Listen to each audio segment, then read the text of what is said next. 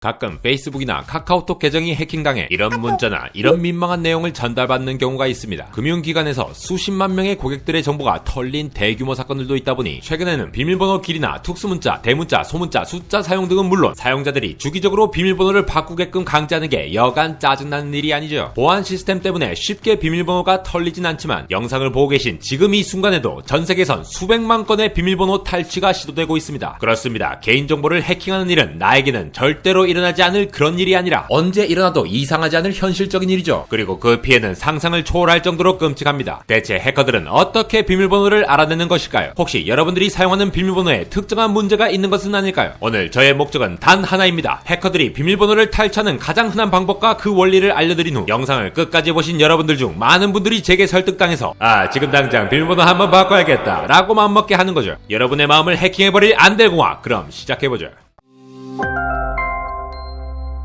해커들이 여러분들의 비밀번호를 탈취하는 가장 널리 퍼져있는 방법 중 하나로 무차별 대입 공격이라는 게 있습니다. 말만 있어 보이지 그냥 비밀번호가 뭔지 모르니까 무차별적인 인류애적인 마음으로 하나하나 바꿔가며 다 시도해본다는 거죠. 우리의 귀여운 공돌이가 사용하는 캐리어 가방의 비밀번호는 3자리 숫자입니다. 그런데 이걸 한 도둑놈이 훔쳤다고 해보죠. 이 도둑이 할 수 있는 건 가방을 잡아 째버리는 방법도 있겠지만 그냥 000부터 999까지 1000번 시도해보면 됩니다. 그러나 만약 비밀번호가 길어지면 어떨까요? 또는 비밀번호가 숫자로만 이루어진 게 아니라 대문자, 소문자, 특수문자로 이루어진다면요. 비밀번호의 길이와 종류가 다양해질수록 캐리어 도둑이 시도해보아야 하는 비밀번호 후보수가 지수적으로 증가해버리니까 캐리어를 열기도 쉽지 않습니다. 우리가 웹사이트 로그인 때 사용하는 비밀번호를 복잡하게 만들어야 하는 이유도 바로 여기에 있죠. 클라우드플레어라는 보안회사에서 발표한 내용에 따르면 1초에 1500만의 무차별 공격이 가능한 현재 컴퓨터 성능 수준이면 7자로 된 비밀번호는 9분 만에 확인이 가능합니다. 그런데 여기서 6자리만 더 추가해도 35만 년이 걸린다고 하니 그 위력을 알 수 있죠. 그럼에도 불구하고 우리는 주변에서 비밀번호를 해킹당했다는 친구를 볼 수가 있습니다. 그 친구 역시 해당 웹사이트에서 안내하는 복잡한 비밀번호 규칙을 따라 만들었음에도 결국 털려버린 것이죠. 그 친구 대체 왜 그런 걸까요? 그 힌트는 바로 그래픽카드 채굴편에서 말씀드린 해시 함수로부터 알 수 있습니다. 삼성전자 전설적인 엔지니어이자 기업가인 진대재 전 정보통신부 장관은 이런 멋진 말을 남겼죠. 인생을 100점짜리로 만들기 위한 조건은 바로 애티튜드, 태도,